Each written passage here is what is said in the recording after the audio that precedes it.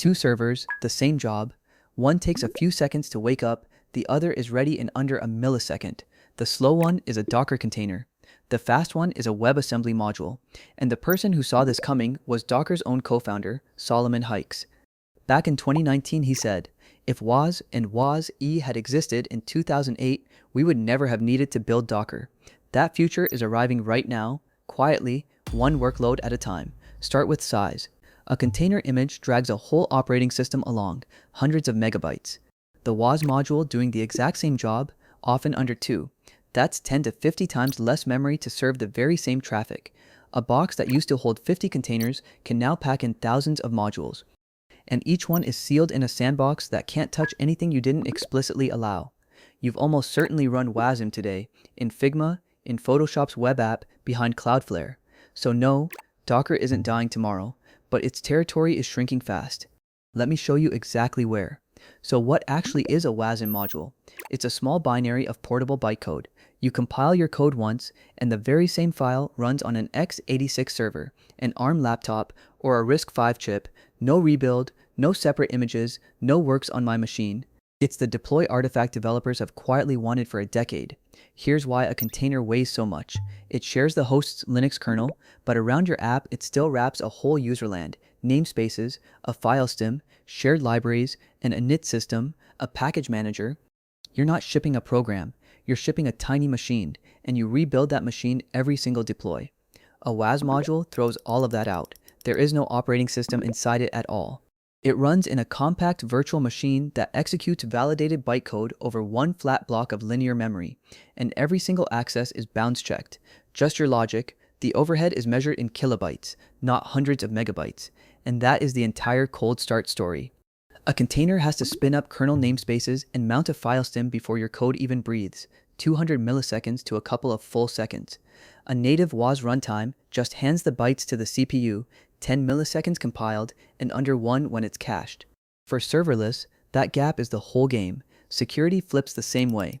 A container can reach the kernel's 300 plus system calls the moment it starts.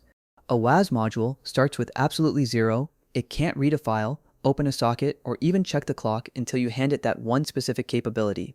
Deny by default, which is the exact opposite of how a container behaves. And that gap is not academic. Container escapes are a whole family of bugs, one flaw in the shared runtime, like the 2019 runc hole or the containered escape the year after, and hostile code climbs out onto your host. Wasm's wall is enforced by the bytecode itself, checked mathematically, before a single instruction ever runs. None of this is a lab demo anymore. In September 2025, WebAssembly 3.0 became an official W3C standard, the largest update in the language's entire history. Garbage collection, exception handling, 64-bit memory, and wide SIMD, all standardized in one release. That garbage collection piece is quietly huge. It means Java, Kotlin, Dart, and Scala can finally compile to Wasm without bundling an entire runtime next to your code, which used to be the single most awkward hack in the whole ecosystem. Smaller modules and a lot more of the industry can suddenly play. The piece that put Wasm on the server is WASI, the system interface. Preview 2 gave modules real networking, sockets, and HTTP, the things a backend simply can't live without. Preview 3, with proper async I/O built in, started shipping in Fermyon spin late in 2025. A full 1.0 is still ahead. Then there's the part 1 genuinely love, the component model. You write one piece in Rust, another in Go, a third in JavaScript. Describe each one in a tiny interface file, and they snap together like Lego bricks. No glue code, no paying a serialization tax at every language boundary, and almost every language you'd actually reach for can target it now. Rust and C++ went first, and the Rust tooling is genuinely polished. Go compiles through TinyGo, Python and C# have real support, and even JavaScript itself gets packaged down into the same little Wasm binary. It also drops straight into the tools you already run. A project called SpinCube joined the Cloud Native Computing Foundation, so Kubernetes now schedules WAS modules right beside your containers as a containered shim, same kubectl, same Helm charts, same cluster, one line of config. Underneath, a small fleet of runtimes does the lifting. WASTime is the standards reference, with a 2-year support window from the Bytecode Alliance. WASMedge and WASMer chase the edge, and WAMer shrinks under 100 kilobytes, small enough to live on a microcontroller. Here's the moment the money noticed. In December 2025, Akamai, one of the largest content delivery networks on Earth, bought Fermyon, the serverless Wasm company, outright. The Spin project, the SpinCube team, the founders, all of it.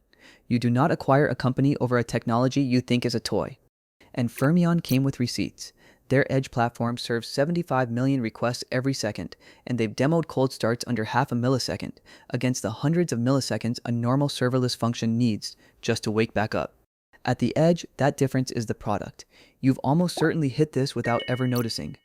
Cloudflare Workers run more than 10 million of these executions a second, spinning up in well under a millisecond, at the edge node physically closest to you. No cold start tax, no idle server sitting there costing money, and they are not alone. Fastly's edge platform has more than 10,000 developers building on it. American Express runs an internal functions platform on WAS. Shopify has sandboxed untrusted merchant plugins this way since 2020. These aren't proofs of concept, they're in production, at real scale. On the browser side, the curve keeps climbing too. Wasm now touches around 5.5% of all Chrome page loads, up a full point in a single year, with adoption growing nearly 30%. Figma, Photoshop, Google Meet, Office Online, all quietly running on it. Even Docker itself leaned in. They shipped Docker plus WAS, built on a shared shim project called Run WASI, so you could run a module with the exact same command you use for a container. Same CLI, same registry, a WAS runtime quietly swapped in underneath. But here's the twist nobody scripted. In 2026, Docker quietly marked that same Wasm feature deprecated, slated for removal from Docker Desktop.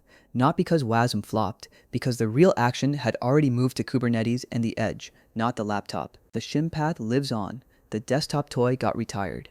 And I have to be straight with you, because this channel isn't a hype machine. Server-side WAS has been almost ready for 3 years running.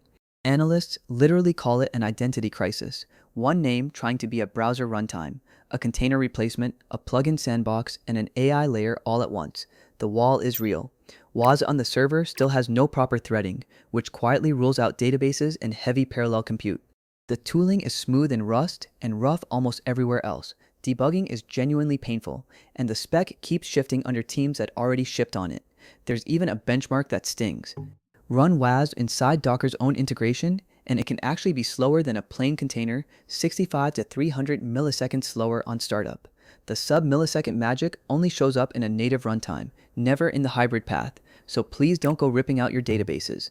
Anything stateful, anything doing heavy disk or network work, anything that needs a GPU or forks processes that stays in a container. WAS is not trying to run your Postgres or your ML training job, and honestly it shouldn't. There's a fresh reason it matters though. AI agents need to run untrusted tool code somewhere safe and portable, and WAS deny by default sandbox is a near perfect fit, so a growing wave of MCP tool servers is quietly adopting it as the execution format right now, so the honest split is clean. Docker owns the stateful, long-running, full Linux world, the databases, the queues, the GPU jobs. Wasm owns the stateless edge, serverless functions, plugin sandboxes, multi-tenant code that has to start instantly and cost almost nothing. Which means the winning setup in 2026 isn't one or the other, it's both. Docker runs your databases and queues in the region. Wasm runs the fast functions at the edge sitting in front of them. Forecasters see containers still dominant by 2027, with Wasm the fastest growing slice beside them. And that is what quietly killing Docker really means. Not a funeral, a slow handover. Every cold start sensitive, security sensitive, high density workload that walks out of a container and simply never comes back is a piece of Docker's old territory, gone for good. So here's your move this week. Find one stateless service in your stack, an HTTP handler, a webhook, a little transform, and try compiling it to WAS with Spin or Wasm time. That's the whole future in miniature, and it genuinely fits inside an afternoon. Docker isn't dead. It just has company now, and that company boots in a millisecond. See you in the next one.